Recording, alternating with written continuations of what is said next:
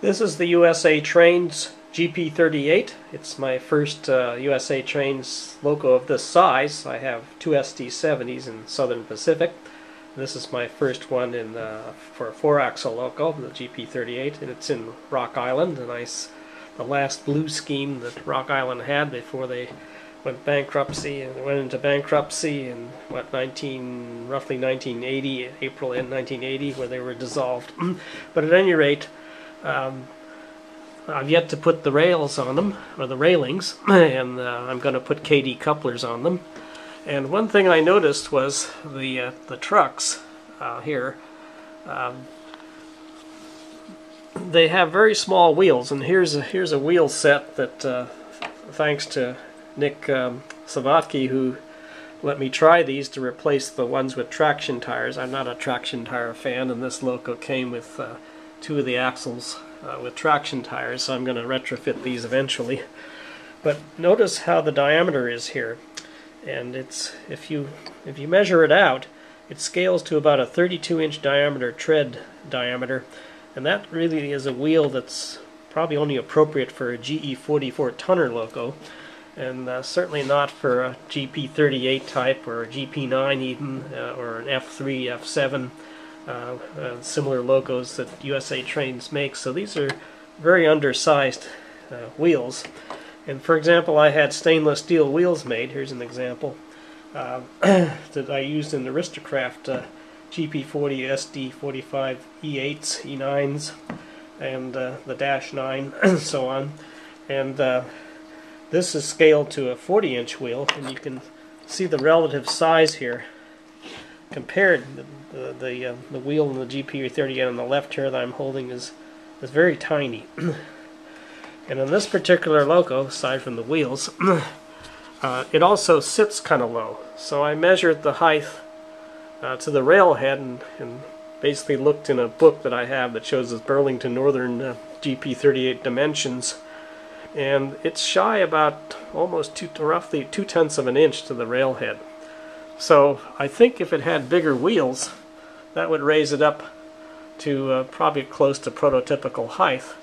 But in the meantime, what I plan to do is put these spacers. I got this Lexan material, made these spacers, and I plan to remove the trucks, the motor blocks, of the truck assembly, and put these spacers, which are not quite 1/10 of an inch, I think they're about 90 thousandths or so thick, and raise it up somewhat. And so it should be, in the meantime, till I see what to do about the wheels, it should make it a little more prototypical that way. And another thing I noticed was the air tanks here. The prototypes roughly are below the seam line here on the fuel tank, and this one's not too far off. The predecessor locos like the GP35s, and this is a GP38, and the GP7s, GP9, GP20, GP30s, they were all, the trucks were closer to the frame, and there was less of an air gap. They were typically up near where the air cylinder tank is here. Now, in contrast, this is an aristo-craft GP40 in the earlier Rock Island scheme, even though it's maybe a later loco. And it has the stainless steel wheels that I installed. And you can see quite a contrast here between this and the USA Trains loco here. And you see the USA Trains loco is lower. And it turns out that the GP40 here is pretty close to prototypical. Some people have said that maybe it's a 1/16 of an inch or so, too much space between the truck bolster and the frame here. But that's such a small amount, and when I measured it in like-kind fashion with the GP38, I found, if anything, it might have been a few thousandths too close to the railhead overall, that is. And but it's pretty spot on, more or less, where the GP38 is a little bit too low. This is the USA Trains GP38. I've yet to put KD couplers on it or the railings. And here's a aristo-craft GP40. They both happen to be Rock Island. The GP38 is in the last paint livery they used before they went bankrupt in around April 1980, I think, and were dissolved as a railroad. And the locos are pretty similar. The GP40 has 3 fans in the back, and the GP38 has 2 fans in the back.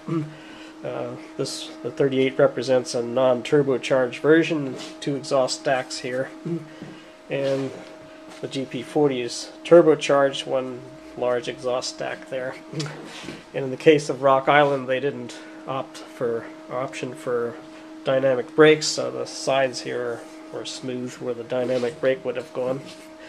And as far as these models go, the Aristo-Craft one, of course, the early run GP40s were notorious for failing motors, and I put replacement motors in. The Aristo-Craft was very gracious and very nice, and apparently bought about 1,000 motors for people if they need them.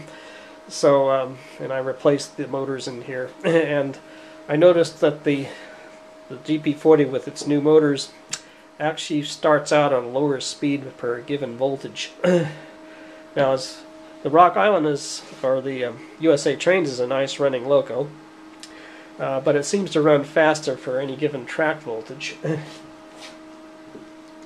And I can demonstrate that here between the two on the same track, applying the same voltage across the track with this train engineer system here, and it's in linear mode. So I'll start this thing up, and you can see the blue engine, the USA Trains one, does go a little faster, and particularly as you increase the voltage.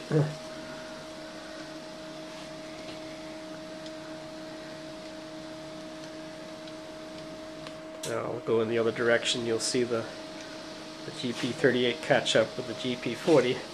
So all this means that the two are fairly incompatible to run together.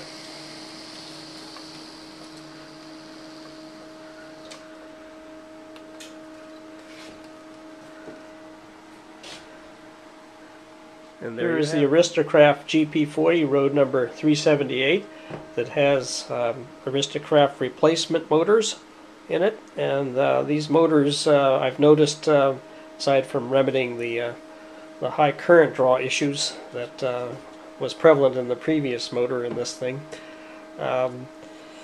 it also, I noticed, the loco will start out at a speed, the wheels will start turning at a slightly lower voltage than even when the motors were working properly before, that is the previous motors. So I'm going to measure the current that the loco will draw here, and I have a setup here with an oscilloscope to basically show the voltages and currents. The bottom trace here will be the voltage. Right now it's at 0.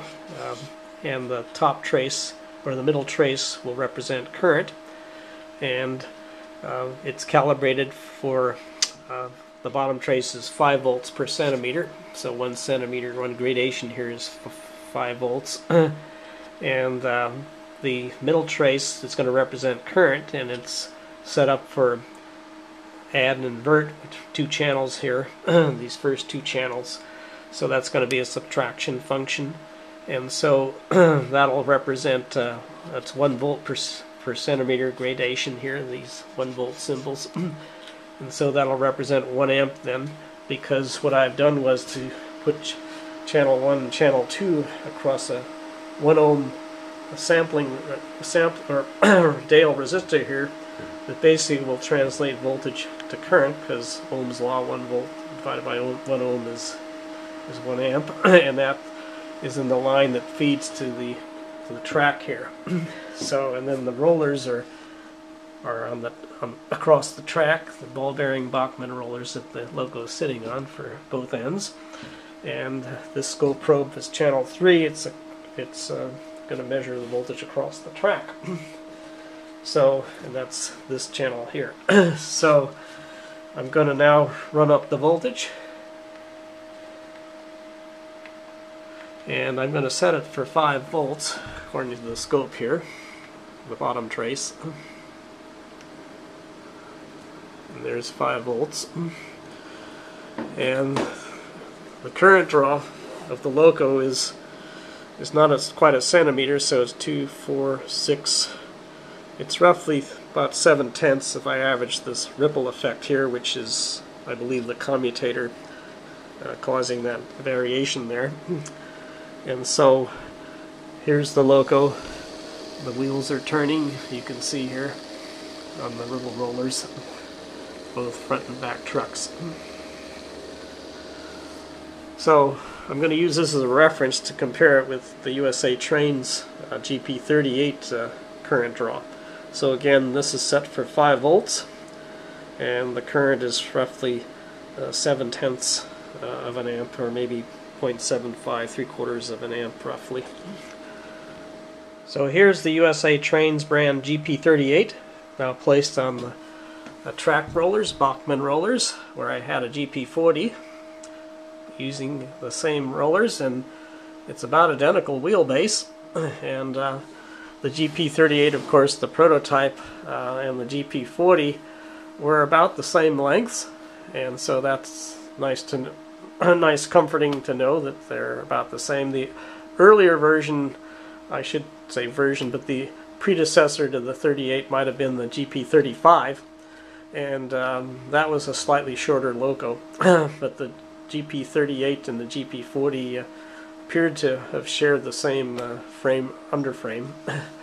So at any rate, what I'm going to do is measure the current draw of this loco and compare it so it can be compared to the GP40, the Aristo GP40.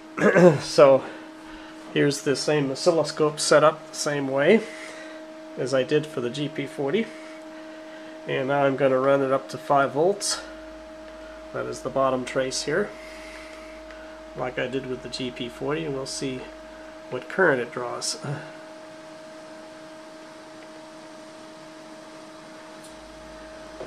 So there's it. It's at 5 volts, and the current is slightly more. Maybe it's not quite 8/10 of an amp. It's pretty close to 8/10 of an amp, and the GP40 was 0.75 or 750 milliamps, so this is 800 milliamps. And the ripple, again, the commutator looks very comparable to the Aristo measurement. And here's the loco running on the rollers. The rollers are going around. The front truck,